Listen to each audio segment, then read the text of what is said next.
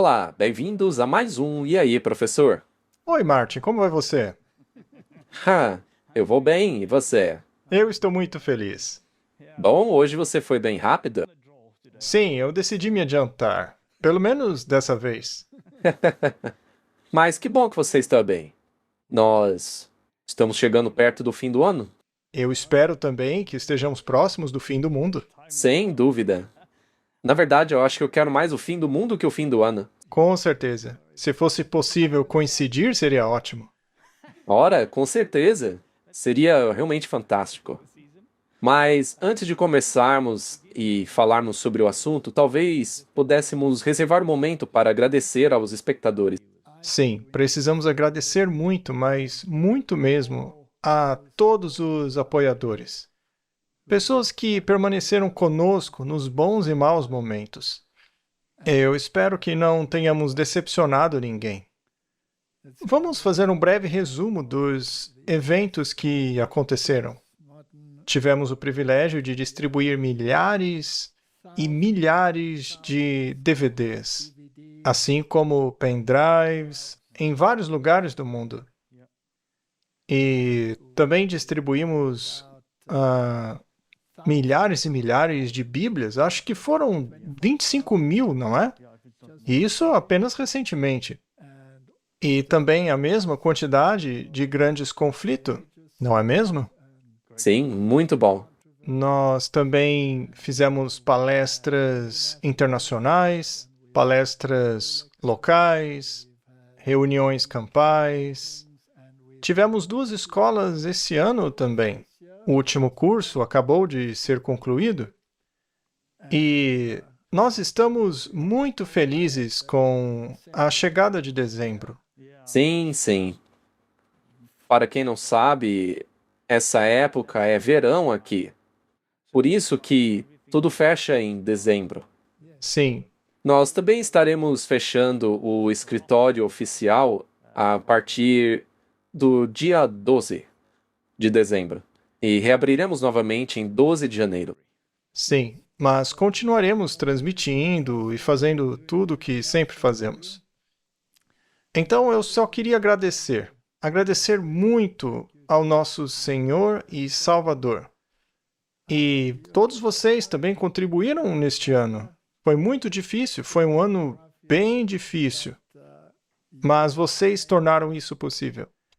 Não fazem ideia de quantas coisas incríveis acontecem por causa da generosidade com que as pessoas estão dispostas a ajudar. É realmente uma coisa maravilhosa. E sempre que surge uma necessidade, Deus simplesmente supre. Não só com relação à escola, mas também ao centro de saúde, que continua funcionando. E temos realizado ações de extensão do centro de saúde na comunidade, muitas delas. E também juntamente com as igrejas em todo o país. Então, nós temos estado muito ocupados, mas também muito abençoados. Eu não tenho palavras para agradecer a todos, principalmente ao nosso Senhor e Salvador Jesus, mas também do fundo do coração a todos vocês, aos doadores, apoiadores, por suas orações e apoio financeiro. Foi realmente um ano incrível. Que Deus abençoe a todos vocês. Sim, muito obrigado. As palavras não conseguem descrever como as pessoas estão nos ajudando. E posso apenas dizer que se as pessoas quiserem saber mais sobre os DVDs, os pendrives e livros, como por exemplo da Sonica, o livro da sua esposa, que ainda está disponível, eles podem acessar o nosso site e encontrar as informações lá em nossa loja. Também temos a versão internacional, então basta entrar lá e ver o que está disponível.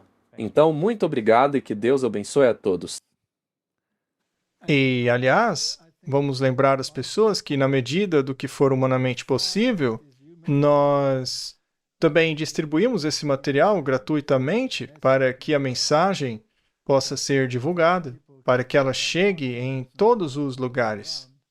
E até agora, Deus tem abençoado esse empreendimento e nós temos sido capazes de fazer isso, o que por si só é um grande milagre. Com certeza. Também não podemos esquecer de agradecer os tradutores. Gostaríamos de agradecer a todos eles. É verdade, temos pessoas que traduzem os nossos programas para várias línguas. Eu nem sequer conheço todas elas. São realmente muitas. Espanhol, italiano, português, acho que até russo e chinês também.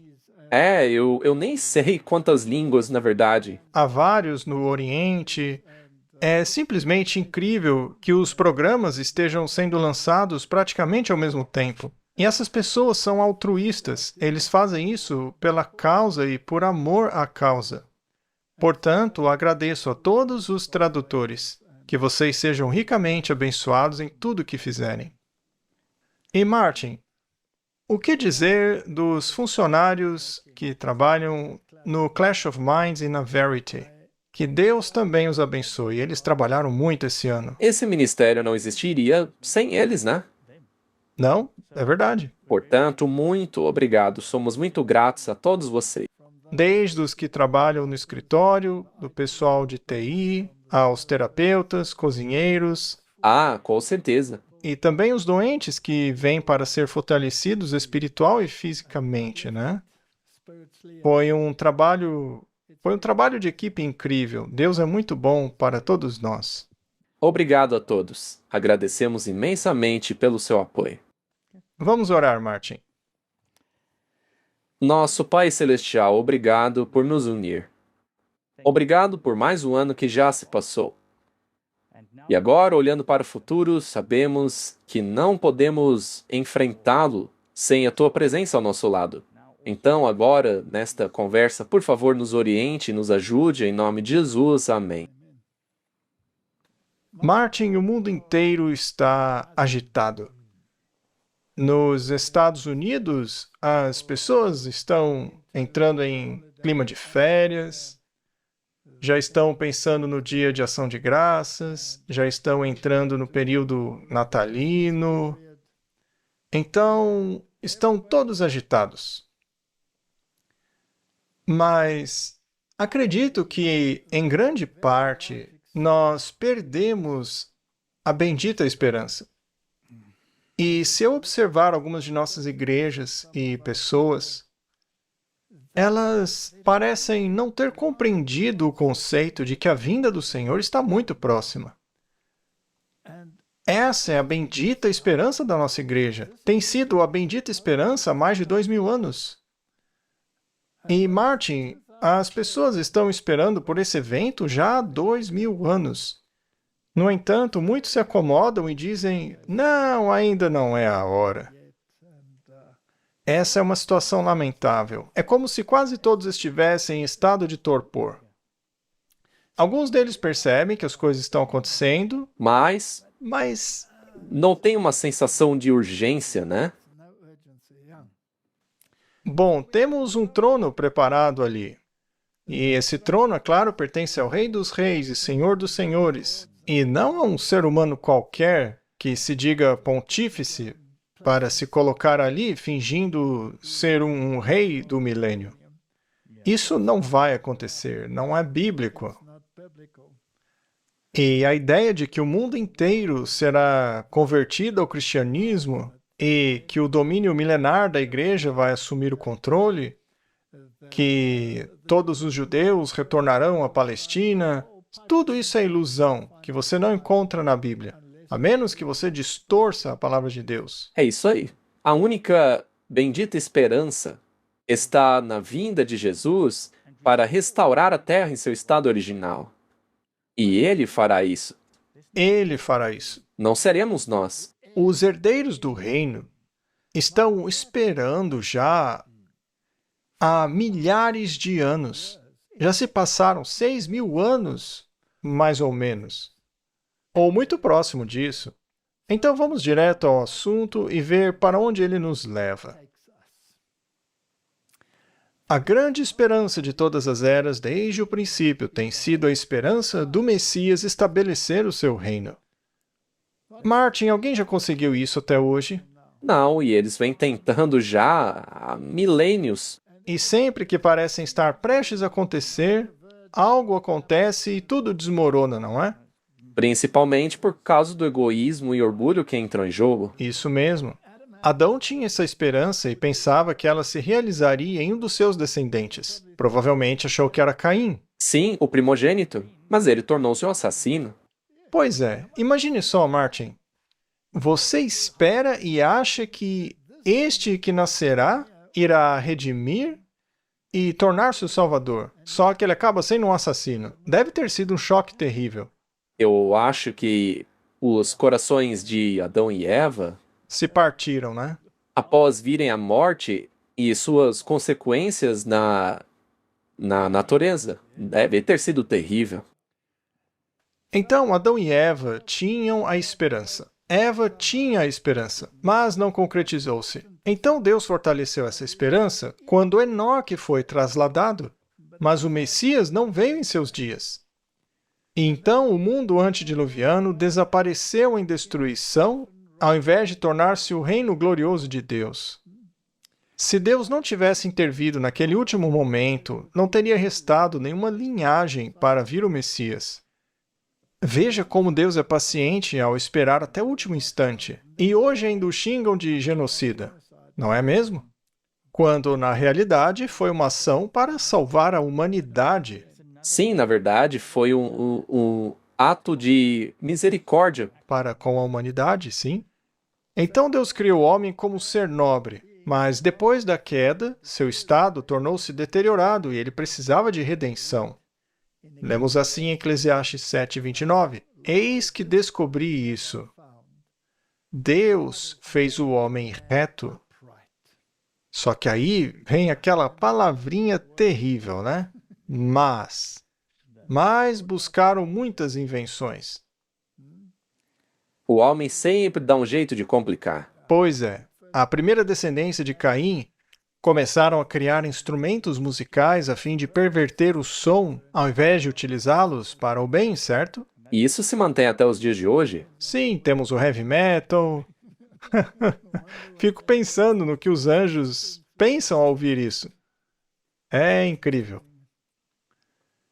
Bom, Martin, vamos continuar nossa pequena conversa.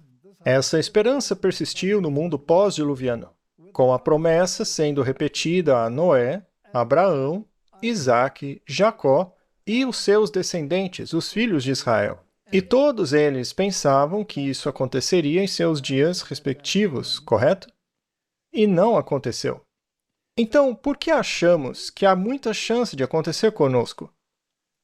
Bom, deve haver certas coisas que se concretizaram desde então. Ah, Mas devo dizer que, apesar de não ter acontecido no dia deles, acho que eles não se deixaram abater.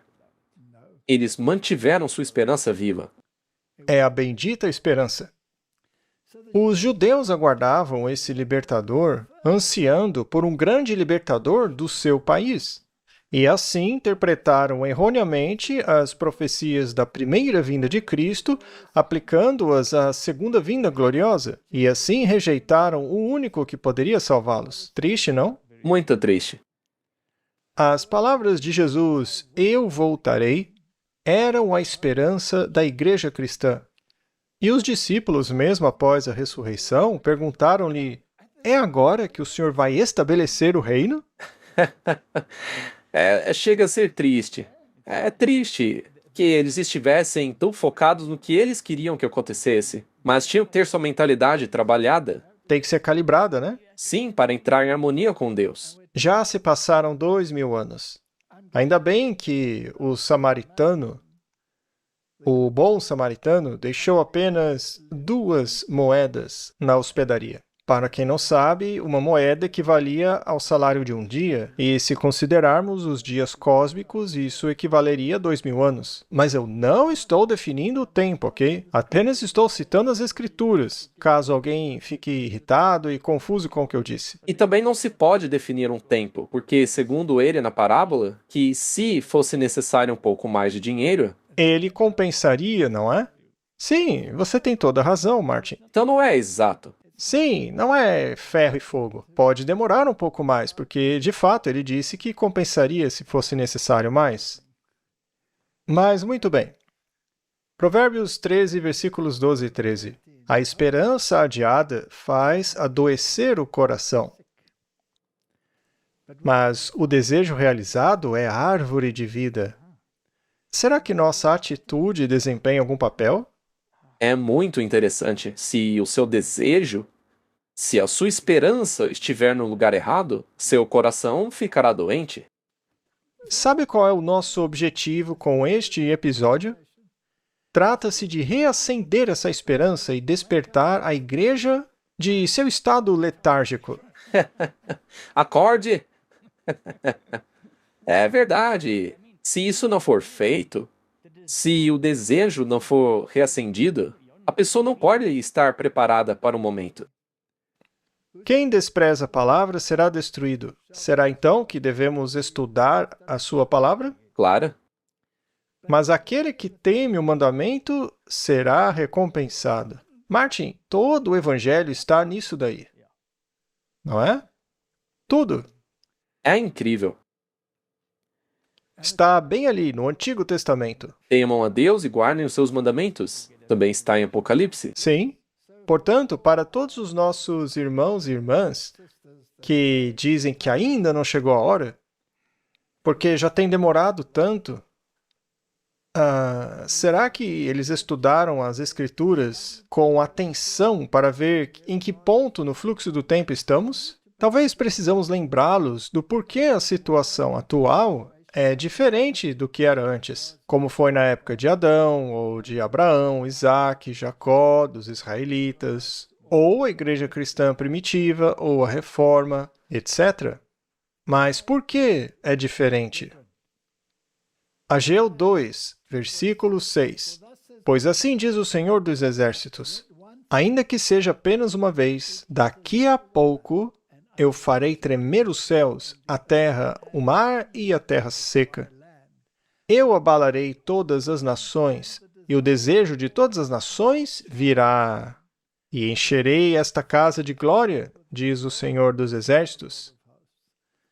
Bom, foi anunciado então que um dia ele viria.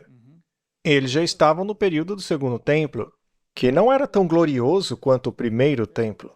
Mas a glória do Segundo Templo, que não era tão gloriosa quanto a do Primeiro Templo, superou a glória do Primeiro Templo porque o Criador de tudo esteve presente ali. E assim, eles perderam a oportunidade. Sim, é incrível que tanto em Provérbios como em Ageu é encontrado o desejado de todas as nações. É isso mesmo. E o desejo de todas as épocas tem sido o mesmo.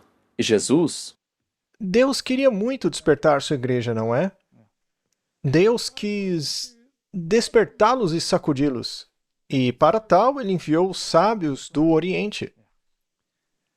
E ele não os enviou para Belém, mas para Jerusalém. para o rei, Eles foram, bateram a porta e disseram, com licença, vocês são o povo do livro, não é? O que está acontecendo? Cadê o rei? Rei? Que rei? E Herodes disse, rei? Que rei é esse? eu sou o rei. Eu sou o rei. Bom, então, ele chamou os escribas que investigaram os escritos e disseram que o Messias nasceria em Belém. Isso é assustador. Eles estudaram a questão e a entenderam. Não eram ignorantes. E ninguém foi lá verificar. Só os pagãos foram. Ninguém do povo de Deus foi lá. Somente os sábios orientais. Assim Deus ignorou os escribas e deu as boas novas a alguns pastores que estavam no campo conversando durante a noite. Foram os únicos que reconheceram o seu nascimento. É uma história incrível, simplesmente incrível. Se não fosse real, poderia ser um conto de fadas. Mas isso nos leva à passagem bíblica na qual Jesus perguntou: encontrarei fé quando voltar? Exato. Embora esta seja uma promessa da primeira vinda, ela é igualmente relevante para a segunda. Esta promessa foi cumprida à risca. E, da mesma forma, a promessa da segunda vinda também será cumprida. Eles perderam a promessa porque tornaram-se complacentes demais com seus rituais. nem sequer estavam procurando o Messias.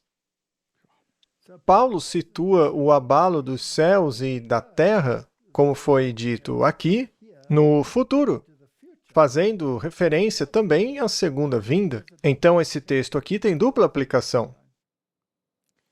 Mas onde ele faz isso? Ele o faz em Romanos 12, versículos 26 e 27. A sua voz então abalou a terra. Mas agora ele prometeu, dizendo, ainda uma vez abalarei não só a terra, mas também o céu. Ora, esta expressão, ainda uma vez, significa a remoção das coisas que são abaladas, como coisas criadas, para que permaneçam as coisas que não podem ser abaladas. Isso é uma referência à segunda vinda.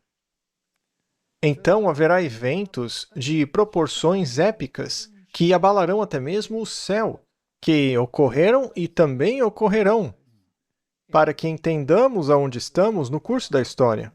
Sim, isso tem sido visível. Isso já aconteceu com alguns desses sinais. Então, o que eles fizeram quando os discípulos começaram a pregar isso? Os espancaram.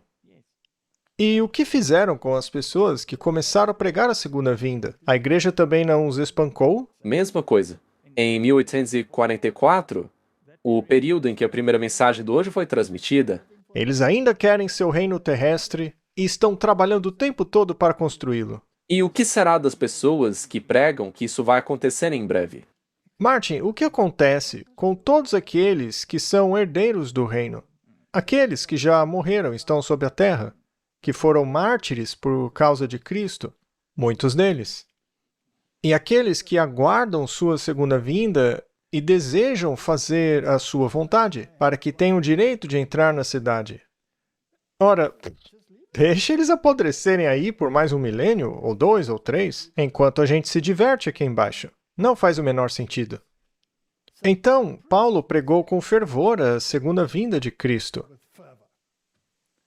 Hebreus 6,17. Querendo mostrar de forma bem clara a natureza imutável do seu propósito para com os herdeiros da promessa, Deus o confirmou com juramento para que, por meio de duas coisas imutáveis, nas quais é impossível que Deus minta, sejamos firmemente encorajados, nós, que nos refugiamos nele para tomar posse da esperança a nós proposta, que é Cristo, certo? A qual esperança temos como âncora da alma, firme e segura, que penetra no interior do véu, para onde Jesus, o precursor, entrou por nós, constituído sumo sacerdote para sempre, segundo a ordem de Melquisedeque. Então já passamos essa fase da história. Sem dúvida? Já tivemos o cumprimento da esperança messiânica e dos tipos e sombras do Antigo Testamento. Tudo se cumpriu em Cristo. Pois qual é a nossa esperança, ou alegria, ou coroa de júbilo? Não sois vós também na presença de nosso Senhor Jesus Cristo, na sua vinda? Então ele estava pregando isso. Vai acontecer. Aguardando essa bendita esperança e a gloriosa aparição do grande Deus e nosso Salvador, Jesus Cristo. Uau! Que declaração! Isto significa, gramaticalmente, que Jesus Cristo é o grande Deus e o grande Salvador. Foi isso que eu quis dizer. Eu nem queria entrar nisso, mas não dá a você simplesmente excluir esse versículo da Bíblia, né? Mas já se passaram 2000 anos, eu estou ficando cansado, eu vou tirar uma soneca. Parece com Pedro e os outros quando Jesus foi orar. Em breve, essas pessoas estarão comemorando o Ano Novo e todos tentarão ficar acordados até a meia-noite. Mas o maior evento da história está diante de nós e eles estão dormindo. Realmente é preciso soar o alerta. Exato. Espero que estejamos fazendo isso. Eu também espero que sim. Paulo se apoiava nesta esperança. Eles alertaram os outros para que não esperassem por isso antes que a grande apostasia tivesse cumprido seu papel nefasto. Então, tinha pessoas que pregavam, olha, Cristo vai voltar, vai acontecer na nossa época, pode acontecer nesta geração, então temos que nos preparar e tal. Mas está em Tessalonicenses, Que ninguém vos engane de maneira alguma, pois aquele dia não virá sem que primeiro venha a apostasia e seja revelado o homem do pecado, o filho da perdição. Mas espera aí, Martin. Isso já não aconteceu? Sim, Quem revelou o homem do pecado? a reforma. Ah, E já faz bastante tempo. sim, um pouco mais de 500 anos, não é? Os reformadores pregaram isso fervorosamente. E os descendentes dos reformadores colocaram essa verdade no lixo e fecharam a tampa, aderindo a movimentos ecumênicos cujo líder é o próprio homem do pecado. Isso também está fazendo parte do processo de queda das igrejas protestantes? Muito bem, então a apostasia já ocorreu. E o homem do pecado já foi revelado. E esse homem do pecado será destruído pelo esplendor da vinda do Senhor. Muito bem, estou apenas tentando estabelecer uma linha narrativa através da história. Para sabermos onde estamos. Isso, é importante sabermos em que ponto da história nós estamos. O qual se opõe e se exalta acima de tudo o que se chama Deus, ou é objeto de culto, de modo que ele, como Deus, se assenta no templo de Deus, mostrando-se como Deus. Esse templo de Deus é a igreja, e não um templo de pedra, como ensinavam os reformadores. E ele finge ser Deus. Isso são todas aquelas declarações papais afirmando que ele é Deus e tudo mais. Esses documentos antigos não podem ser negados. Não se pode negar o que eles já afirmaram no passado. Bom, então isso foi revelado. Mas eu te confesso isto, que segundo o caminho que eles chamam de heresia, desta forma eu adoro o Deus dos meus pais, crendo em tudo o que está escrito na lei e nos profetas. Eu acredito na Bíblia, Martin. Eu acredito. E você acredita? Completamente? Completamente. Cada palavra dela. O problema é que isso te qualifica como um fanático, segundo eles. Sim, um fundamentalista. Isso também. Eu aceito esse título com muita alegria. E faz apenas um ou 2 dias, não me lembro bem, mas foi bem recente, o novo Papa também disse o seguinte: ora, com todos os fanáticos e fundamentalistas. Ah, ele falou isso? Bem, eu fico feliz, porque isso é um sinal dos tempos. Para eles somos hereges. Ah, sim, Martin. Segundo eles, com certeza somos hereges porque acreditamos na Bíblia. Especialmente porque cremos em todas as coisas escritas na lei e nos profetas. Então, concordamos com Paulo, porque, de acordo com a descrição deles, nós somos hereges. Sou feliz de ser um herege neste sentido. E tende esperança em Deus, a qual eles mesmos também creem, de que haverá a ressurreição dos mortos, tanto de justos como de injustos.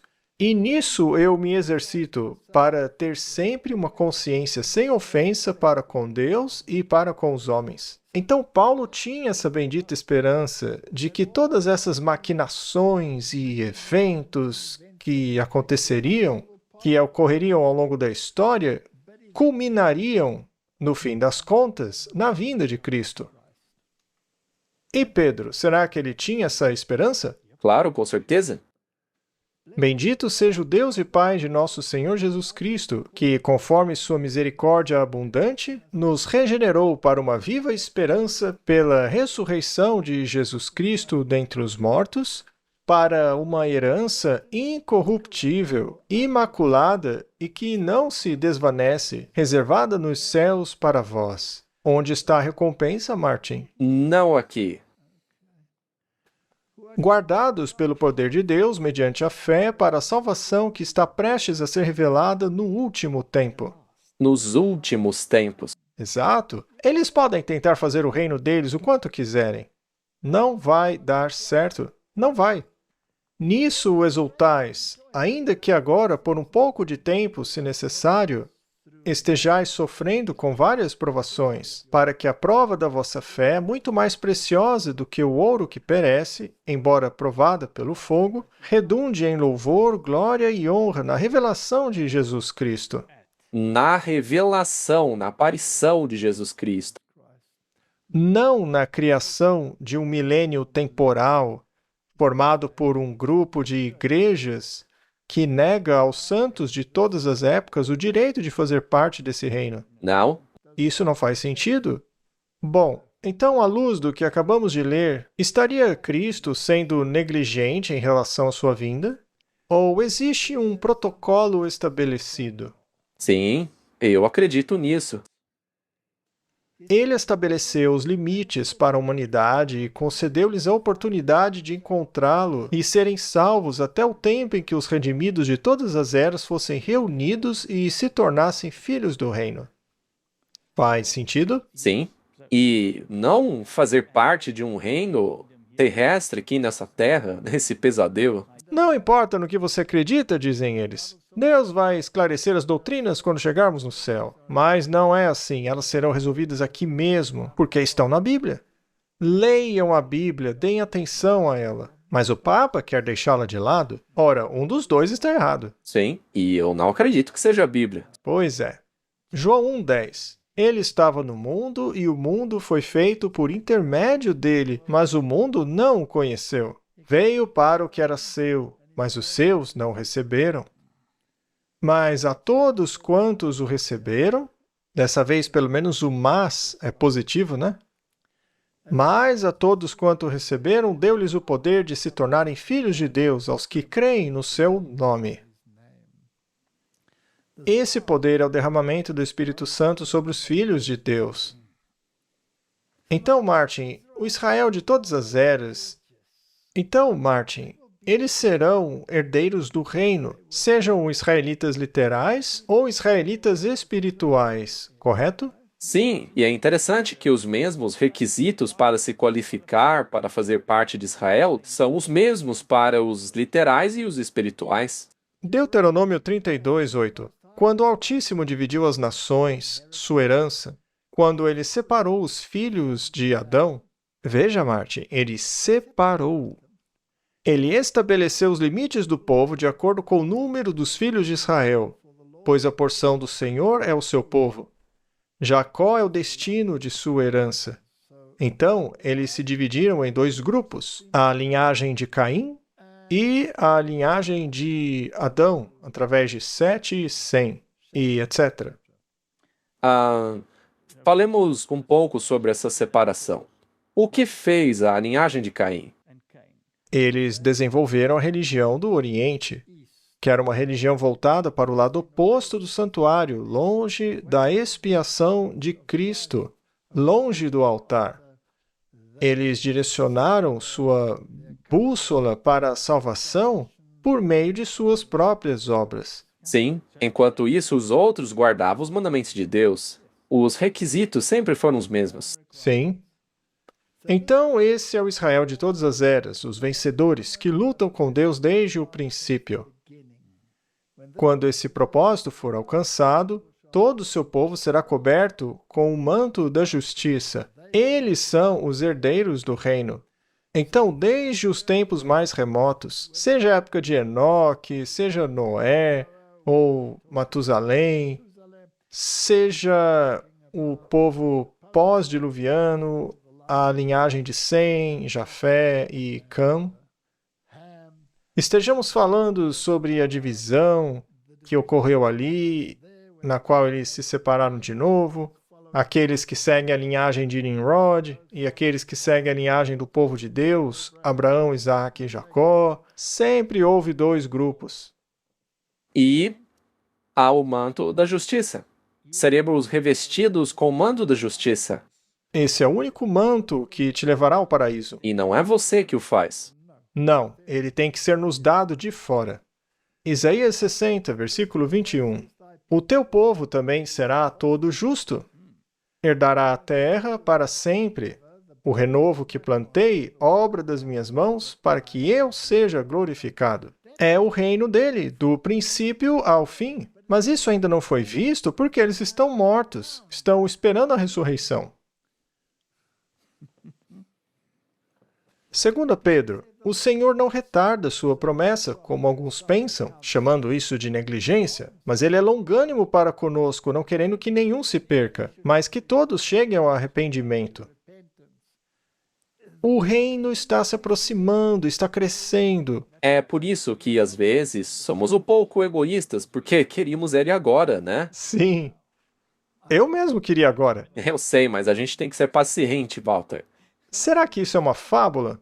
Ah, Bom, muitos começam a achar que é, não é? muitos. Ai, Deus está demorando, então vou comer, beber e festejar. Afinal, tem muito tempo ainda.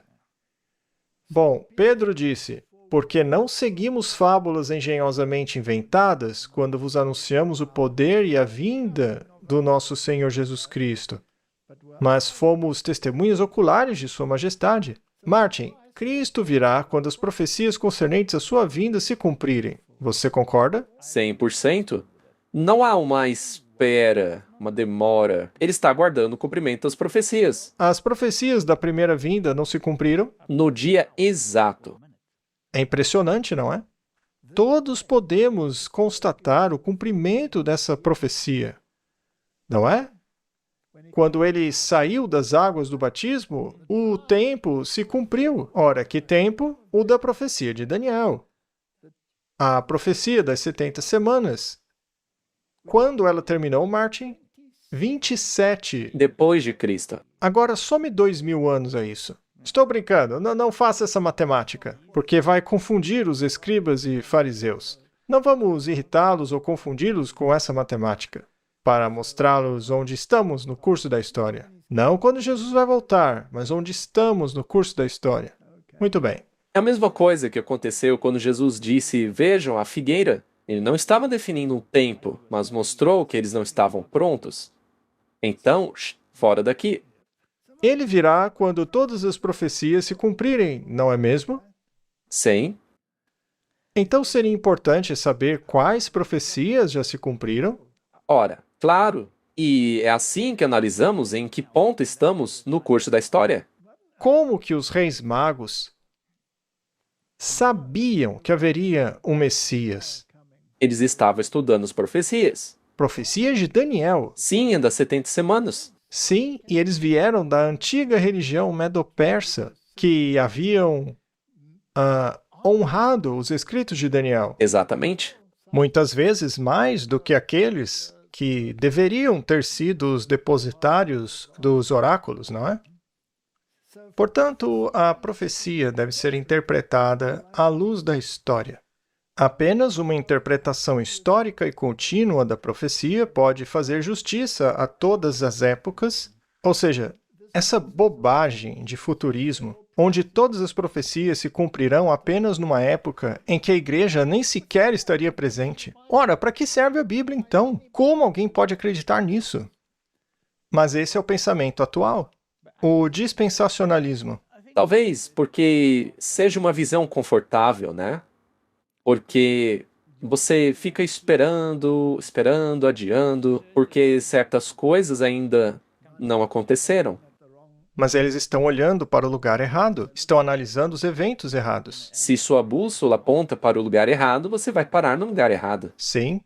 Portanto, todas as eras tiveram que estudar as Escrituras para saber em que ponto da história se encontravam.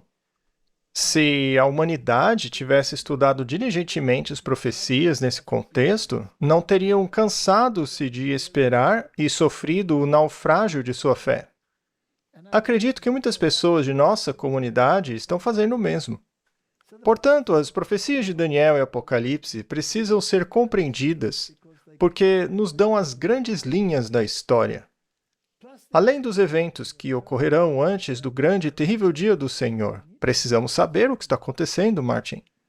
Daniel as delineou e elas se cumpriram à risca. É verdade. Apocalipse nos dá o plano. Mas multidões não têm ideia do que acontecerá. É como se as profecias nunca tivessem sido escritas. Dizem que é um livro fechado. É triste isso. Lá em Isaías, o Senhor expôs a falácia de que a profecia não pode ser compreendida. Daniel e Apocalipse são um só. Portanto, Isaías diz que devemos compreender as profecias. E sem Daniel, não compreenderemos o livro de Apocalipse, só veremos animais estranhos ali. Portanto, Daniel é a chave e o outro é a revelação. Vamos analisar essas linhas do tempo para ver em que ponto do fluxo temporal estamos. Vamos analisar estes versículos em Isaías, do capítulo 29 em diante. Tu serás visitado pelo Senhor dos Exércitos com trovões, terremotos e grande ruído, com tempestade, vendaval e chama do fogo devorador. É bastante sinistro, né?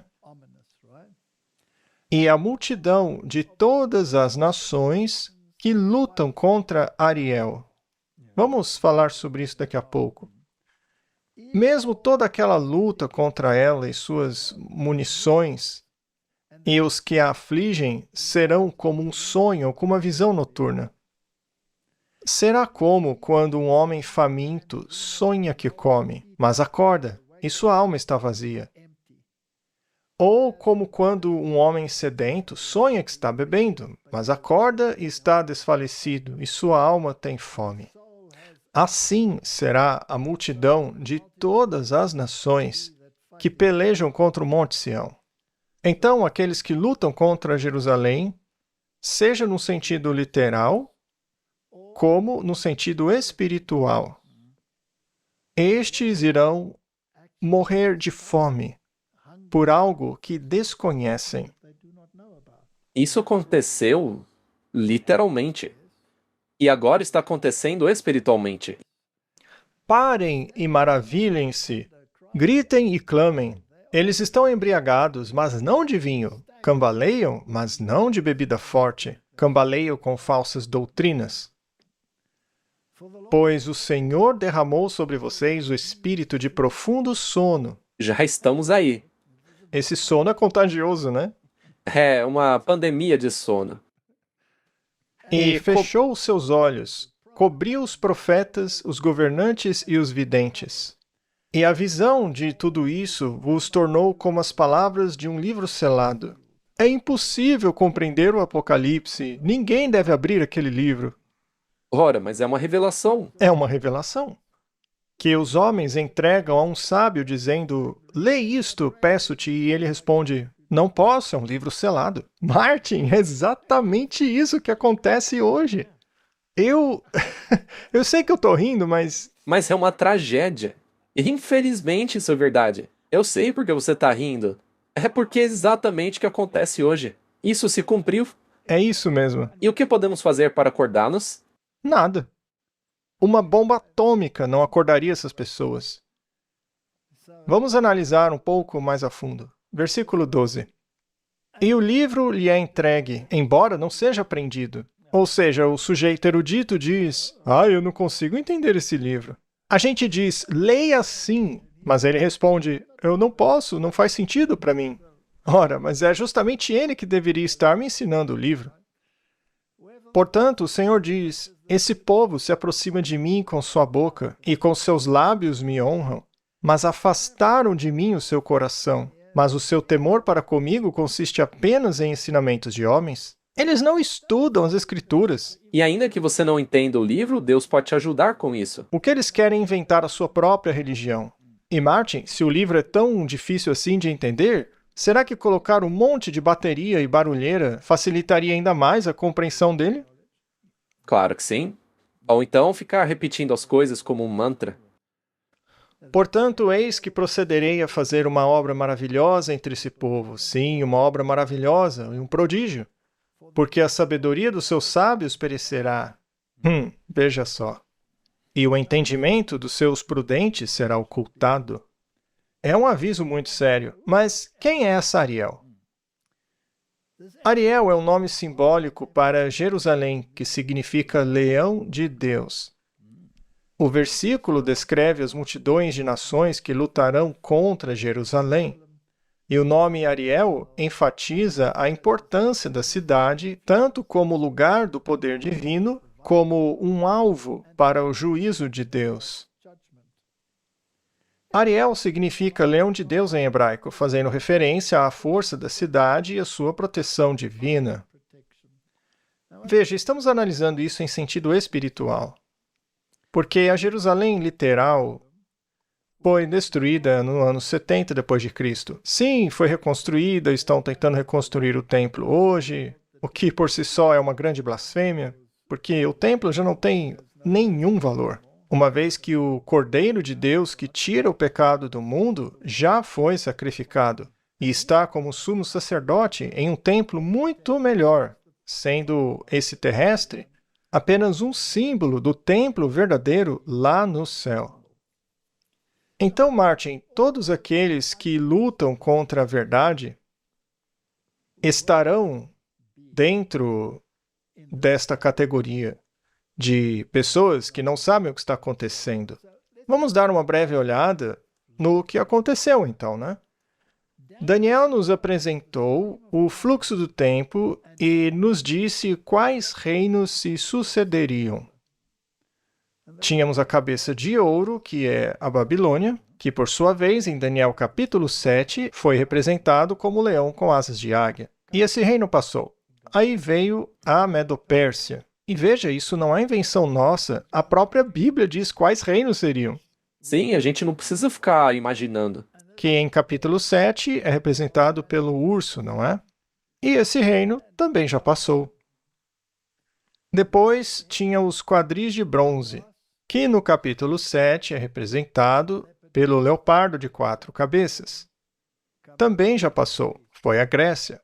Depois veio Roma, a terrível grande besta, que finalmente seria dividida em 10 componentes, que são os estados europeus, né? Os 10 chifres. E o ferro de Roma, a Roma pagã, desapareceu. Tinha 2 pernas, o Império do Ocidente e do Oriente, que acabou dividindo-se nas 10 tribos da Europa, que são os 10 chifres, em Daniel 7. E eles estão no comando. Bom, pelo menos tentando, né? Bom, essa história é retomada no livro de Apocalipse. E chegamos a vários pontos interessantes. Então, as bestas do Apocalipse são fascinantes, porque uma besta é um reino. É assim que funciona. Então, em Apocalipse, capítulo 11, temos a besta que surge do abismo. E nos é dito que essa besta do abismo atacaria o povo de Deus no fim dos tempos. Bem no fim dos tempos. Então recebemos alguns detalhes sobre como todas essas criaturas surgiram, sobre sua existência, o que fizeram, o que farão e contra quem farão.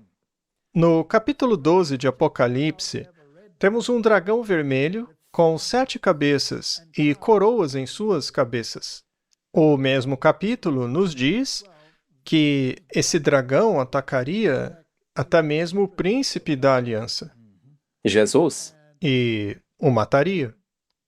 E então declararia guerra contra o povo de Deus de outra forma. E, finalmente, de outra forma ainda, faria guerra contra aqueles que guardam os mandamentos de Deus e têm o testemunho de Jesus. Isso está em Apocalipse 12, falando sobre a época da Roma pagã, que atacou a igreja primitiva, perseguindo-na. Essa é a época da igreja de Esmirna, a igreja da perseguição, que foi perseguida por Roma pagã. E então ele vai para a Roma papal. Portanto, em Apocalipse capítulo 13, temos essa besta conglomerada que consiste em todas as características apresentadas aqui em Daniel capítulo 7. Todos esses elementos são incorporados em um só. Há um pouco de Babilônia, um pouco de Medo-Pérsia, um pouco de Grécia. Na verdade, há muita Grécia, pela influência que ela exerceu. Mas tem aspectos medo-persas. E tem os 10 chifres. E as coroas passaram para os chifres. Este é o período no qual a Igreja de Roma governou através das potências europeias, durante o período de 1260 anos, que inclusive já passaram. Sim, é passado. E, na verdade, faz bastante tempo. Sim. E então, Martin, há outra besta que surge no capítulo 13 de Apocalipse, que tinha 2 chifres e princípios semelhantes ao de cordeiro, mas que falava como um dragão, assim como a besta terrível. E sabemos que isto representa a ascensão dos Estados Unidos da América que começou com princípios cristãos, semelhantes a uns de Cordeiro, aos princípios protestantes, e também do republicanismo. Esses dois chifres, o protestantismo e o republicanismo, acabariam imitando a besta terrível de Apocalipse 13, que é a mesma coisa que o chifre pequeno em Daniel capítulo 7, o pequeno chifre que mudaria os tempos e as leis e perseguiria o povo de Deus, faria guerra contra aqueles que guardam os mandamentos. Bom, no capítulo 17 de Apocalipse, temos uma besta escarlate, de 7 cabeças, só que sem coroas. Eu pedi para a inteligência artificial criar uma imagem, e foi isso que ela me apresentou. Foram necessárias algumas tentativas para conseguir uma fera como esta, e sobre ela está a mulher vestida de vermelho e roxo. São cores sempre relacionadas à realeza, certo? E ela adota o sistema sacrificial, o sangue. Ela tem na mão uma taça cheia da imundície resultante da sua fornicação, suas falsas doutrinas, o falso vinho, que distribui a todos livremente. E também não há coroas nesta besta. Portanto, esta besta representa o período entre 1798, quando ela perdeu suas coroas, e os dias atuais. Já estamos bem avançados na profecia, com relação a tudo que já foi cumprido. Muito bem. Tudo isso que estava em Daniel se cumpriu. Tudo isso descrito no capítulo 7 de Daniel já se cumpriu. Os detalhes sobre quem são os envolvidos e quando eles governaram, tudo isso já se cumpriu. Agora, a filosofia da besta do abismo foi herdada dessa mulher, Martin. Sim, de suas doutrinas. E ela está montada nesta fera que, no momento, não tem rei. E é neste ponto que nos encontramos no decorrer da história. E, Martin, ela está governando, diz a Bíblia, no tempo em que vivemos agora, mas ela está sorrateiramente fora do radar. Não há coroa ali, mas ela está no comando. Ela está ordenando. E a segunda besta de Apocalipse 13 fará o que ela mandar. A segunda besta dará poder à outra besta. Irá impor a marca dela. Será que estamos nesse período? O que estamos esperando? Que grande evento está prestes a acontecer? Será que haverá outra besta, outro reino surgindo depois deste? Não. Bem, em Apocalipse capítulo 17, haverá uma espécie de ressurreição da besta. E esse poder que de fato governa um império só que sem coroa, um império mundial, se tornará o 8º império. Vai tentar emular Cristo. Será a ressurreição do papado. Quando a marca dele for aplicada e a sua lei tornar-se suprema no mundo. Este é o último evento que estamos aguardando, nada mais. E está se concretizando bem diante dos nossos olhos. E o que mais será preciso para acordar nossa igreja? Um chacoalhão.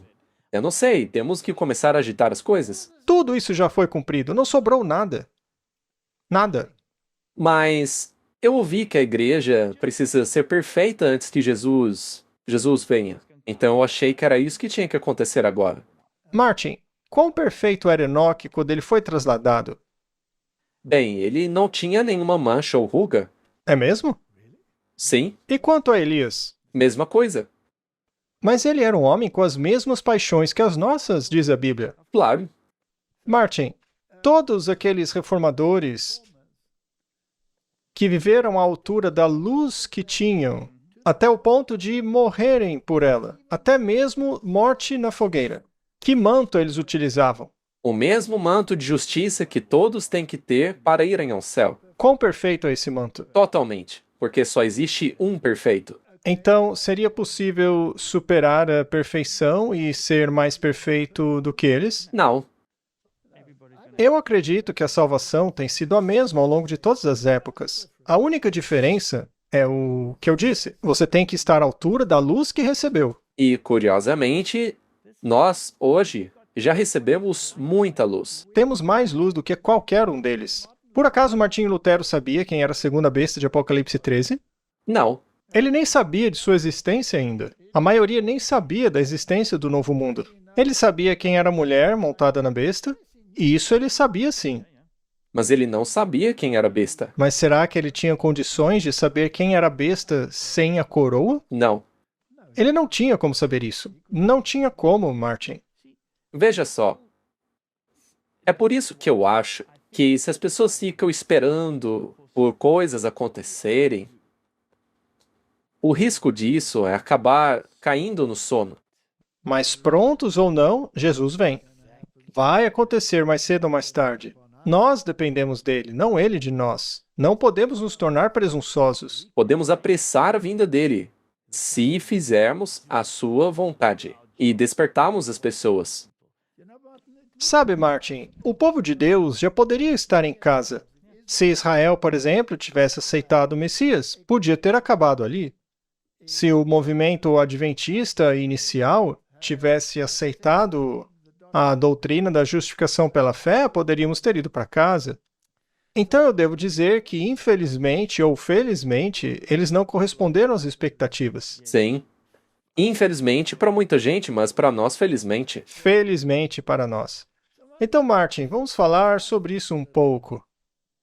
Então, essa descrição do evento final, culminando na abominação da desolação, permanecendo no lugar santo, conforme profetizado no livro de Daniel, segue o fluxo da história descrito no livro de Apocalipse. A besta que sai do abismo e guerreia contra a palavra de Deus e contra o seu povo tem certas fases. A primeira fase desta besta terrível, com atributos de dragão, confrontou a própria palavra viva e a igreja primitiva. É assim que lemos em Apocalipse capítulo 12. Esta era Roma pagã, com coroas nas 7 cabeças, que engoliu todos os reinos listados por Daniel. Conforme avançamos no tempo, chegamos ao mesmo poder romano, onde as coroas haviam se transformado nos 10 chifres de Apocalipse 13, onde o chifre de Daniel 7 governou por 1260 anos, e ele mudou os tempos, mudou as leis, perseguiu os santos e proferiu blasfêmias, alegava poder perdoar pecados, se dizia Deus na terra. Foi uma situação terrível. Até que pareceu ter recebido um ferimento mortal e se transformado na besta do Apocalipse 17. Agora ele está atuando nos bastidores, onde seu poder secular aparentemente havia sido removido, simbolizado pela ausência de coroas. Como ele está governando agora, governa em segredo por meio de sociedades secretas. Por meio dos Cavaleiros de Colombo, dos Cavaleiros de Malta, dos Jesuítas. Você pode citar qualquer um desses grupos diabólicos que governam por trás da cortina. Os maçons, os Rosa-Cruzes e todas as suas bobagens ocultistas. Então ele se transformou na besta de Apocalipse 17, onde seu poder secular aparentemente havia sido removido, simbolizado pela ausência de coroas. Ainda assim, ela controlava a besta, porque a igreja cavalga a besta enquanto segura o cálice com suas abominações e embriaga o mundo com seu conteúdo. Mas como ela controla a besta? Essa é uma pergunta válida. Bom, ela exerce esse controle através dos seus representantes. Já falamos bastante sobre eles, inclusive governos ao redor do mundo. Chame você eles de Hezbollah, Hamas, qualquer outra coisa. São grupos paramilitares. Se há algo maior por trás deles, né? Então, por meio de suas maquinações secretas e utilizando a segunda besta de Apocalipse 13, até que seus propósitos sejam cumpridos e a união entre a igreja e o Estado seja restaurada Será que estamos nesse processo? Está bem diante de nós. Está aí. E onde isso está mais prevalente no momento? Na segunda besta, os Estados Unidos. É para lá que estamos olhando. Isso. Não nos interessa a Turquia. Na verdade, o Dia de Ação de Graças acabou de passar e um dos perus foi perdoado pelo presidente Donald Trump. Portanto, não queremos saber de Turquia ou perus aqui. O Papa também, em sua primeira visita, desde que se tornou Papa, foi para a Turquia. Ele também comeu peru no Dia de Ação de Graças? Eu não tenho ideia. É provável que sim. Ele visitou muitas igrejas ortodoxas. Eles estão em um concílio ecumênico agora. Parece que está indo muito bem lá. Sim, eles querem acabar com o cisma que já existe há mais de 1000 anos. Muito bem.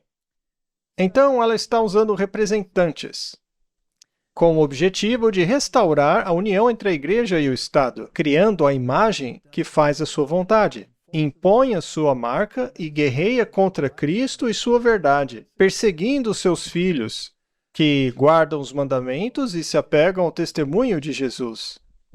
Tudo já está pronto. E eles estão conversando sobre essa união entre a Igreja e o Estado e o estabelecimento do reino terrestre. Sim. E os nacionalistas cristãos deixaram claro o que eles querem. Sim, nós tivemos até mesmo programas com eles. Estamos próximos, Martin. Será que há alguma coisa mais que possamos ter deixado passar no livro de Apocalipse que ainda precisa acontecer para que as coisas continuem por mais um milênio ou dois? Somente uma interpretação errônea. Se você está lendo e colocando coisas ali, isso então não está se integrando ao restante. Muito bem. Teria a primeira forma da besta com coroas já passado? Sim, E a segunda, com coroas nos chifres? também já passou. Muito bem. E a terceira besta, sem coroas? Também. A segunda besta que saiu da terra já está aqui? Já. E ela já está criando uma imagem para unir igreja e Estado? Ora, só abrir os olhos, está acontecendo agora mesmo. A marca da primeira besta está em seus planos? Sem dúvida que está. Veja o projeto 2025. Muito bem. Está escrito lá no documento? Sim, Temos nós marchado através do fluxo do tempo rumo ao iminente cumprimento das profecias do livro do Apocalipse? sim. Ou seja, não resta mais nada. Então por que os filhos se cansaram de esperar e caíram em um torpor enquanto deveriam estar bem despertos? Quando chegar a hora do cumprimento da profecia, ela se cumprirá. Sempre foi assim e será assim novamente. Afinal, o apóstolo Pedro diz, em 2 Pedro 1,19, temos também uma palavra mais segura de profecia, onde bem fazeis se prestar atenção. Aliás, o mundo inteiro denigre este livro aqui, desde o princípio. Desde as primeiras páginas, o mundo faz desse livro um conto de fadas. Mas ao verem isso, deveriam abrir os olhos e cair em si quanto à sua ignorância. É que há tantas vozes por aí que nem verificam a palavra por si mesmos. Apenas ouvem o que as pessoas dizem. Ah, isso daí não tem importância nenhuma. Bem, todas essas coisas que já ocorreram não confirmam a profecia? Sim, Muito bem. Então, faríamos bem em prestar atenção como a uma luz que brilha num lugar escuro, até que o dia clareie e a estrela da alva surja em vossos corações. e é Jesus quem faz isso. Ele precisa reacender a chama em nós. Muito bem. Vamos refletir um pouco sobre isso. O próprio Jesus nos contou e informou aos seus profetas para nos dizerem o que aconteceria, certo? Haveria uma apostasia, e aconteceu. A Idade das Trevas, a Roma Papal, né? Haveria uma reforma onde a igreja perseguida no deserto sairia do cativeiro babilônico. Já aconteceu. Martinho Lutero disse isso. Haveria uma guerra contra a palavra de Deus, conforme registrado em Apocalipse, capítulo 11. E tudo isso aconteceu. Tivemos a evolução, o marxismo, que quiseram literalmente matar Deus e estabeleceram essa liberdade que temos no mundo hoje. Até mesmo a palavra em si. Foi atacada, né? Sim, até mesmo as escrituras foram infiltradas com outros manuscritos. Assim a palavra seria exaltada acima dos céus e da terra, e todos teriam acesso a ela. Surgiram as sociedades bíblicas, né? Divulgando a mensagem. E doutrinas de demônios e falsas manifestações de espíritos malignos tentariam destruí-la. Isso acontece em todo o mundo hoje. O Evangelho eterno seria pregado e restaurado novamente nas primeiras mensagens dos anjos, resultando na queda da Babilônia, porque eles não aceitariam. Não, eles querem um milênio temporal nessa terra. Querem que os judeus voltem para a Palestina e que o mundo inteiro se converta. Mas a Bíblia diz que não, que haverá ovelhas, mas também bodes. Portanto, eles vivem em um mundo de ilusões.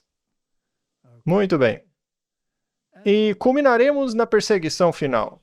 Será que todos esses eventos já aconteceram? Sim, estamos caminhando para a perseguição final. Sim, estamos bem aí. Se é assim, por que ficamos paralisados em vez de energizados? Espero que esse programa ajude um pouco. Martin, por favor, não caia no sono, hein? A profecia nos diz que a vinda do Senhor virá como um ladrão na noite para os filhos da incredulidade.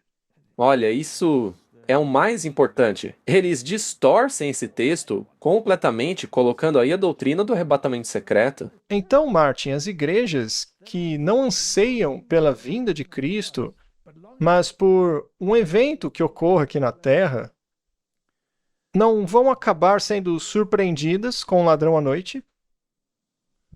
Tessalonicenses 5 nos diz: pois vocês mesmos sabem perfeitamente que naquele dia o Senhor virá como um ladrão à noite?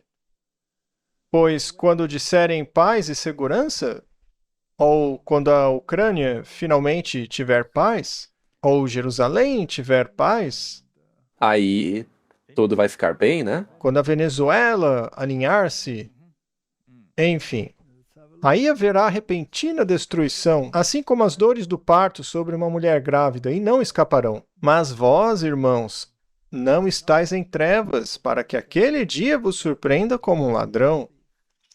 Então, Martin, não era para estarmos vivendo a experiência do ladrão noturno.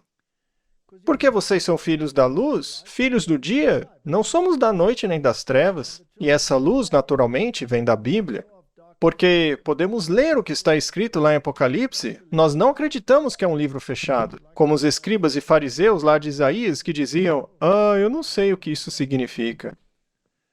Portanto, não durmamos como os demais, mas vigiemos e sejamos sóbrios. Porque os que dormem, dormem de noite, estão na escuridão, porque não seguem a luz. E os que se embriagam, embriagam-se de noite. Mas nós, que somos do dia, sejamos sóbrios, revestindo-nos da couraça da fé e do amor e tendo por capacete a esperança da salvação. Martin, não precisamos ficar no escuro. De novo, é uma questão de egoísmo e orgulho. Isso acontece na maior parte das vezes. Deus não demora em nos dar a luz. Quantas pessoas estão de verdade pregando fervorosamente que o Senhor está às portas?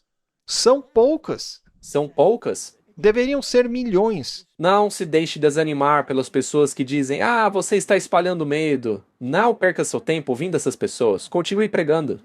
Ao rever nossa história passada e ver cada progresso que fizemos em relação à nossa situação atual, posso dizer: louvado seja Deus. Ao ver o que Deus operou, sinto-me repleta de espanto e confiança em Cristo como líder. Não temos nada a temer no futuro, exceto quando nos esquecermos do caminho que o Senhor nos guiou e de seus ensinamentos em nossa história passada. Sabe, Martin, eu estou trabalhando em um sermão sobre 2 convites para o banquete de casamento. Um está em Mateus e o outro em Lucas. O de Mateus é fascinante, porque diz especificamente ali que eles foram convidados para o jantar. Convidados para o jantar. Mas se você olha a palavra original, esse jantar, na verdade, é o café da manhã. O desjejum. Bom, o casamento mudou pouco ao longo dos tempos, mas você tem que conferir no grego original, que significa a primeira refeição do dia. Havia um convite para ir ao casamento que era no café da manhã. Este convite feito aos judeus era para que aceitassem o Messias, que era o noivo que estava no meio do povo, certo? E então há um segundo exemplo em Lucas. Trata-se de um convite para a ceia. É uma palavra grega diferente. É a última refeição do dia. Portanto, aquele convite não era para os judeus. Este veio depois. Isso ocorreu após 1844, ou durante o período em que os mileritas pregavam que Cristo estava voltando e que tudo está pronto, mas as igrejas o rejeitaram e zombaram das pessoas que haviam estudado as profecias de Daniel. Este foi o clamor da meia-noite que anunciou a chegada do noivo. Sim. Este foi um convite de casamento para o jantar. Bom, o convite para o jantar já foi feito. Ele foi propagado. Os sinais que o precederam, como o dia escuro de 1780, pouco antes do fim dos 1260 dias, e depois a grande queda das estrelas, que ocorreu em 1833, pouco antes do período de 1844, que foi uma preparação, os sinais do céu. Até isso já se cumpriu. O que estamos esperando? Acho que também tivemos um pequeno paralelo nos últimos 5 anos. De eis que o noivo vem. Preparem-se, preparem-se, preparem-se. Correto. Muito bem. Mas voltamos a dormir, logo em seguida. E agora estamos roncando ainda mais alto do que há 5 anos atrás. Sim. Martin, se analisarmos essas histórias e as igrejas, elas rejeitaram esse chamado de que Cristo estava voltando. Quiseram manter-se fiéis à sua crença de que eles estabeleceriam o reino de Deus. Esqueça todos os outros herdeiros do reino, eles nem estão aqui. Mas nenhum lugar da Bíblia diz isso. Abinier, em sua História da Reforma, diz assim: Deus, que prepara sua obra ao longo dos séculos, a realiza pelos instrumentos mais fracos, quando chega a sua hora. Efetuar grandes resultados pelos menores meios, essa é a lei de Deus. Essa lei que prevalece em toda a natureza também se encontra na história. Assim, os grandes homens do mundo foram deixados de lado. E os herdeiros acabaram sendo os pastores, pessoas pelo caminho. Mas os que foram convidados tinham outras coisas para fazer. Compraram um terreno, ou se casaram, ou tinham feito uma coisa ali, outra aqui. O que o Senhor prometeu aos israelitas se cumpriu em detalhes. 1 Reis 8,56 diz: Bendito seja o Senhor que deu descanso ao seu povo Israel, conforme tudo o que prometeu. Nenhuma palavra de todas as suas boas promessas falharam, que ele prometeu pela mão de Moisés, o seu servo. Não podemos dizer o mesmo sobre o livro de Apocalipse? Exatamente igual. E podemos ver que muitas das promessas foram cumpridas. Sim. O mesmo se aplica à era do Novo Testamento. 2 Pedro 1,4 diz: Pelas quais nos são dadas grandíssimas e preciosas promessas, para que, por elas, vos torneis participantes da natureza divina, havendo escapado da corrupção que pela concupiscência há no mundo, porque todas as promessas de Deus são nele sim, e nele amém, para a glória de Deus por nosso intermédio. Se este livro, até este momento, já não foi autenticado nas mentes dos homens, jamais será. Está tudo lá, Martin. Sim, está tudo aí. É uma questão de escolha. Você ainda pode decidir. É só olhar e ver que tudo que ele disse já se cumpriu. Para quem gosta de fatos, basta estudar. Veja que as profecias bíblicas se cumpriram. Há 100% de prova que tudo se concretizou. Os reformadores estavam preparados para morrerem por aquilo que criam? Ora, não deveríamos estar preparados para fazer o mesmo? Então, vale a pena morrer pela verdade, Martin. Vamos relembrar a história da verdade descoberta no martírio daqueles que a defenderam. De Wycliffe a Hus, de Lutero aos grandes reformadores, até os anabatistas, como Hans Hus, Menno Simons, Oswald Gleit, os sabatistas, os batistas, os congregacionalistas, metodistas, batistas do sétimo dia, milleritas, conexão cristã, adventistas do sétimo dia, vieram todas deles? Aqueles que defenderam a verdade que haviam descoberto ou que a mantiveram em suas fileiras foram subjugados, perseguidos e massacrados. Se você descobrisse uma nova verdade, aqueles que tinham estabelecido um credo iam se voltar contra você. Não é assim hoje? Sim, é a mesma coisa. Ainda acontece. Mas nenhuma dessas verdades caiu por terra. Estão todas lá. Mesmo que você olhe as dificuldades que eles passaram no passado, a verdade continuou. Foram queimados na fogueira, mas a doutrina não desapareceu. Todas essas verdades foram reunidas no estojo de joias de Deus para ressurgirem repetidamente até serem entrelaçadas na trama da verdade que forma a última parte da mensagem de misericórdia para a humanidade. Todas as verdades que essas pessoas descobriram estão vivas hoje. E eu vou ser arrogante a ponto de dizer que o único lugar onde todas essas doutrinas estão presentes é dentro da Igreja Adventista do Sétimo Dia. Eles podem tentar provar que você está errado. Sim, eles podem tentar. Mas, veja, a parte triste é que os membros dessa igreja estão dormindo. Isso é verdade. Então você não deve julgar pelos membros, mas pela doutrina da igreja. Correto? Muitos transformaram a doutrina em um travesseiro, o colocaram sobre sua cama e estão dormindo em cima, ao invés de gritar a verdade pelos muros de Sião. Com essas verdades em seus devidos lugares, o caráter de Deus é vindicado contra a infinidade de mentiras que Satanás fabricou. As doutrinas vingativas do inferno eterno, que, aliás, transformam Deus em um monstro, não é? É incrível que isso venha das próprias igrejas. A imortalidade da alma, que Deus dissipou logo nas primeiras palavras. No dia em que você comer disso, certamente morrerá. Isso não significa viver para sempre. A doutrina do purgatório, das obras e mortificações, todas essas coisas, da predestinação arbitrária calvinista, tudo isso, Martin, transforma Deus em um monstro. E muitas outras são expostas pelo que são, ataques blasfemos ao caráter de Deus. Martin, essa é a questão, o caráter de Deus. Que Deus você está esperando? Milhões se tornaram ateus ou infiéis por causa de doutrinas como essas. E as igrejas têm um histórico terrível a enfrentar no julgamento. Não é como se tivessem sido deixadas sem aviso, mas elas se apegaram obstinadamente a credos perversos e perseguiram aqueles que tentavam informá-las. E o mesmo acontece hoje. Ainda fazem o mesmo hoje. Como já mencionamos, o menor dos dois males, né?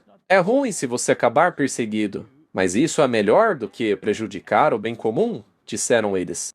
Muito bem, Martin. Não desprezemos a verdade só porque ela não encontra aceitação pelos grandes homens do mundo, ou porque era frequentemente proclamada por homens humildes que não tinham sido educados nos grandes centros de ensino. Zacarias diz: "Pois quem desprezou o dia das pequenas coisas?" É uma bela maneira de dizer isso. Porque eles se alegrarão e verão o prumo da mão de Zorobabel com aqueles 7. Estes são os olhos do Senhor que percorrem toda a terra. Então eu respondi e lhe perguntei: quem são estas duas oliveiras à direita e à esquerda do candelabro?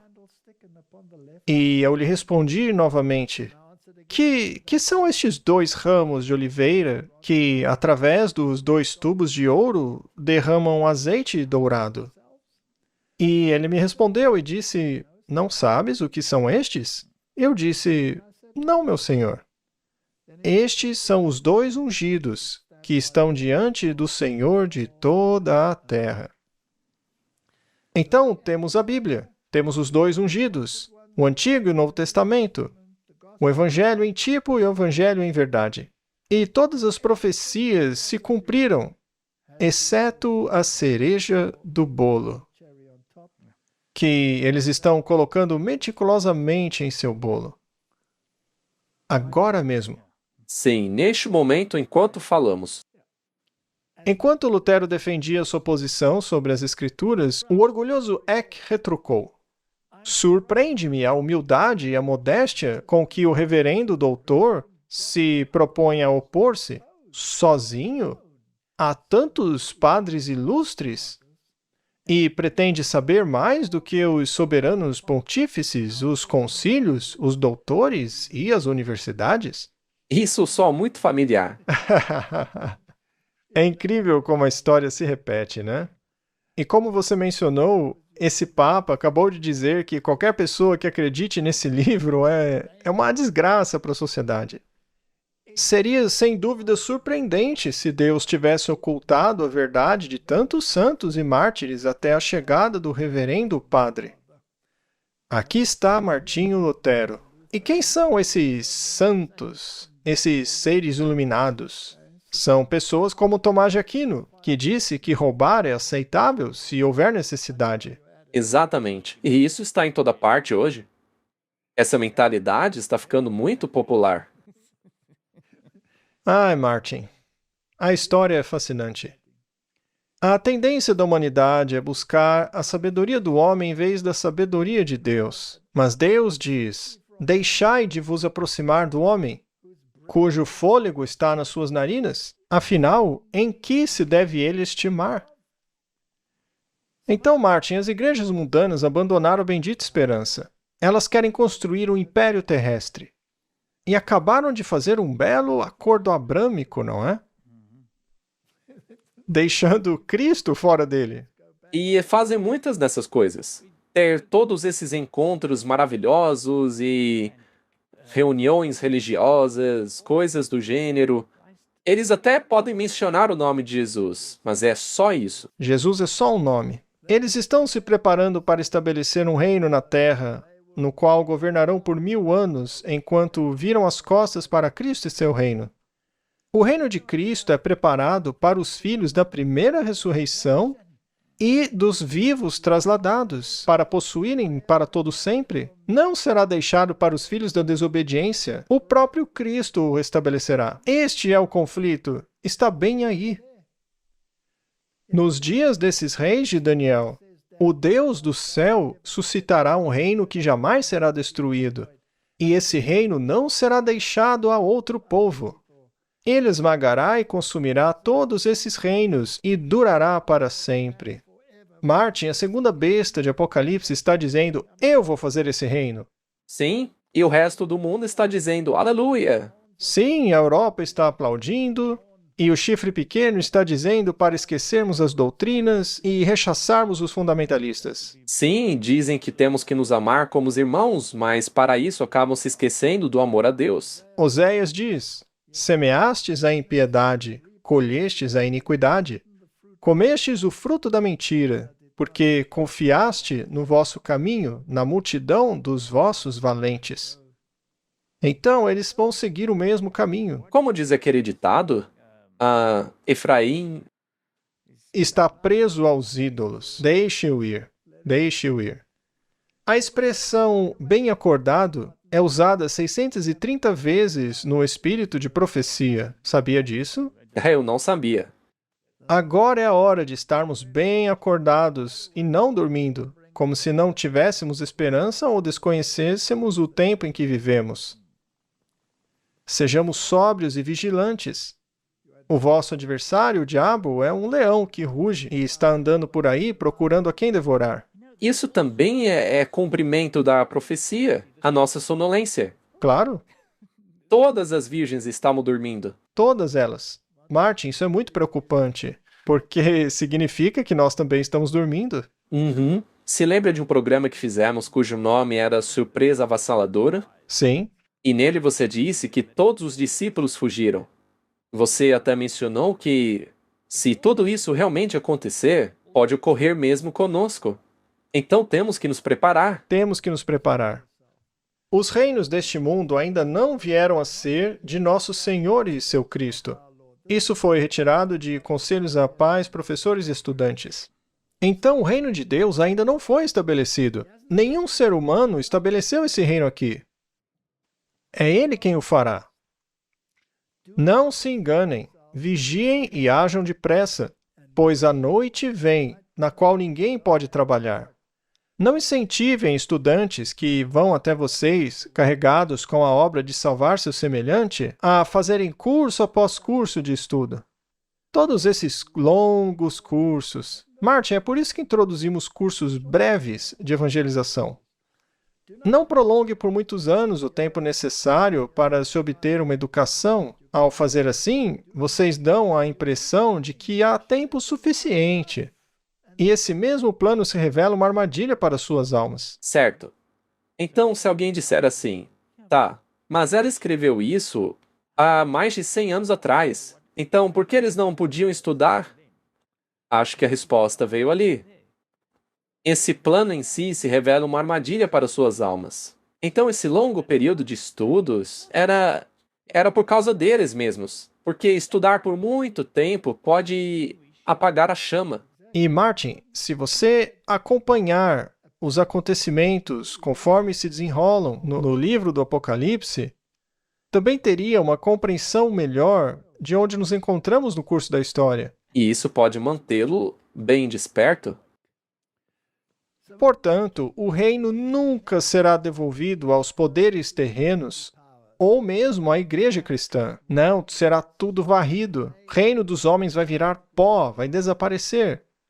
E a igreja cristã também não vai governar nessa fase de ecumenismo que nos encontramos agora. Foi dada a Cristo como seu direito, pois ele é o Rei dos Reis e Senhor dos Senhores. A palavra do Senhor, por meio de Ezequiel, dirigindo-se ao último rei de Judá, foi a seguinte: E tu, príncipe profano e ímpio de Israel. Ele está falando do Zedequias, certo?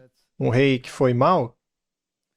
Cujo dia chegou, quando a iniquidade terá fim. Assim diz o Senhor Deus: tira o diadema e remove a coroa.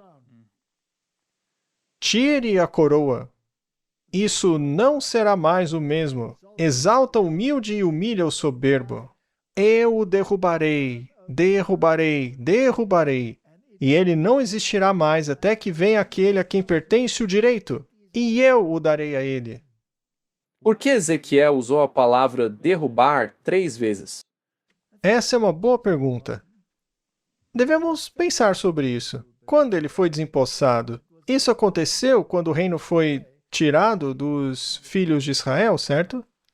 Então o rei foi desempossado e o reino entregue a Cristo. Ele foi coroado rei. Cristo era o rei.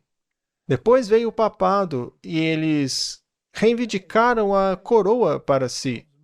Lembre-se que as coroas estavam nos chifres, e o pequeno chifre dava ordem para todos os reis.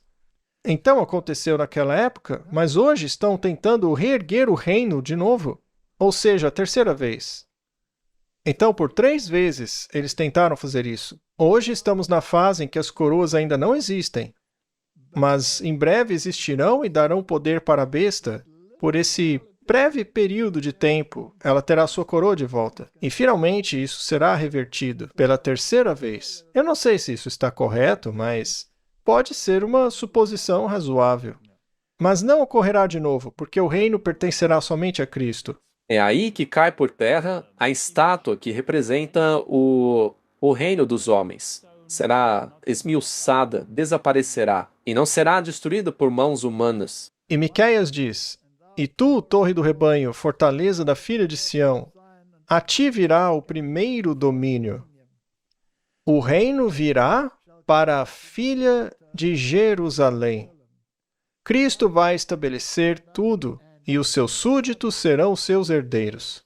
Não serão eles a fazer isso. E o Salmo 89 diz: E farei o meu primogênito mais elevado do que os reis da terra. A minha misericórdia o conservará para sempre, e a minha aliança permanecerá firme com ele. A sua descendência permanecerá para sempre, e o seu trono como os dias do céu. Martin, os herdeiros do reino serão aqueles que serão ressuscitados em sua vinda, junto com os trasladados. Aquele que testifica essas coisas diz: certamente vem depressa. Amém. Vem, Senhor Jesus. Martin, vem, Senhor Jesus. Tudo foi cumprido. Amém? Então, esse trono, será que será algum pontificado terrestre a ocupá-lo? Não. E eu fico muito feliz que não. Não. Esse trono é reservado para o Rei dos Reis e Senhor dos Senhores, sob os pés de quem os reinos da terra serão derrubados, derrubados, derrubados, e ele estabelecerá o seu reino. Então, Martin, o tempo acabou. Pronto ou não, aqui vamos nós. É o que ele diz. E é exatamente por isso que devemos estar bem atentos, muito despertos. Vamos orar. Pai Celeste, tudo se cumpriu, exceto a cereja do bolo, a qual eles estão ocupados agora mesmo para colocá-la aonde eles bem desejarem. E aí virá a destruição repentina. Senhor, ajuda-nos a espalhar a palavra e a chamar um povo para fora de Babilônia, que se tornou casa de demônios e habitação de toda ave impura e odiosa. Ajuda-nos a levar a luz para o mundo, a luz que emana do Filho de Deus, o verdadeiro Rei deste trono. Em nome de Jesus, amém. Todos os anos, algo extraordinário acontece. A cada ano, damos um passo a mais perto do propósito, mais perto uns dos outros, mais perto do céu.